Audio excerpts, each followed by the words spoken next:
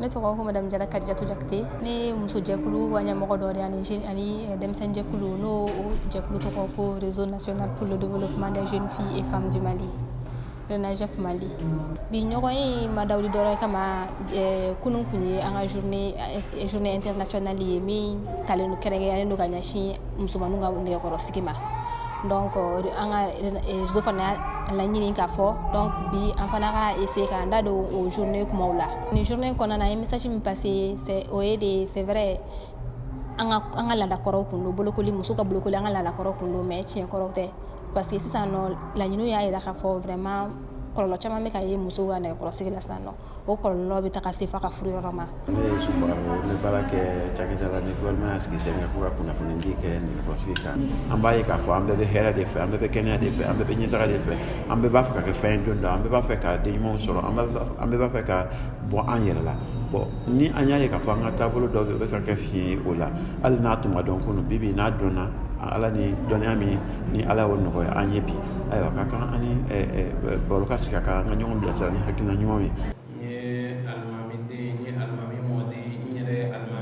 Les religieux musulmans olu ye fatuwa minnu bɔ nin waati laban in na o de ye jumɛn ye o de ye k'a fɔ sisan excision a kɔlɔlɔ de ka bon n'a avantage ye bon n'i taara ka taa textew lajɛ i tɛ texte si sɔrɔ min b'a recommandelen don k'a fɔ ko silamɛw a y'aw denw exciser ou bien a ye musomaninw sigi nɛgɛkɔrɔ a bɛ hakɛto du terme. Ne tɔgɔ madame Togola Rokia Sissoko ne bɛ baara kɛ projet américain ka lasigidenw bɛ yan Elf Policy Plus an bɛ baara k'o de la nɛgɛkɔrɔsigi bɛ kɛ depuis den fitinin nka k'a fɔ ko san 15 san 20 kɔfɛ de ko dɔw wɛrɛ bɛ n'i sɔrɔ o ko ni sababuya la a dɔɔni ka gɛlɛn mɔgɔw bolo nka laɲiniw y'a yira k'a fɔ tiɲɛ yɛrɛ la ko dɔ b'u ni ɲɔgɔn cɛ donc n'o kɛra a ka kan an bɛɛ ka wuli k'an jɔ walasa o ko ninnu an ka se ka a bali hali n'an ma se k'a bali dɔ kɔni ka bɔ a la. An ka nin baara in na an bɛ se ka fɔ an ye gɛlɛya sɔrɔ a la parce que c'est vrai an bɛ ka kumaw fɔ pour que an ka se ka mɔgɔw la faamuya mɔgɔ caman bɛ yen nɔ o tɛ se ka sɔn an ka faamuyali taw ma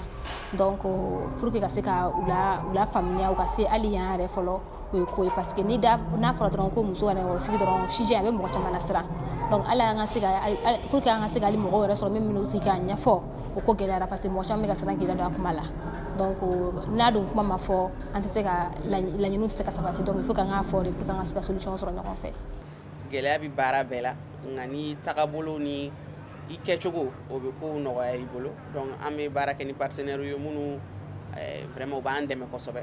an ministère de la femme fo ministère de la santé b'o la donc o sen tɛ u ka programme spécialisé n'an b'a fɔ service technique direction nationale de la santé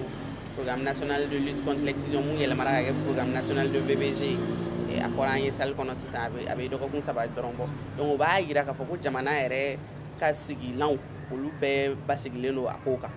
k'a fɔ an tɛna an kun fɛ an kɔni bɛna dɛmɛ de la donc Mali yɛrɛ kelen ka minnu bila en place an bɛ baara kɛ ni olu de nka société civile fana jɔyɔrɔ ka bon kosɛbɛ olu de bɛ se ka kɛ kuma dɔw la champion ye minnu bɛ se ka kuma lataa yɔrɔ janw na donc o de ye RENAJEF n'a ɲɔgɔn minnu engagélen don minnu b'a dɔn k'a fɔ cause ni tiɲɛ yɛrɛ la a tun bɛ kɛ nka a sera dabila ye.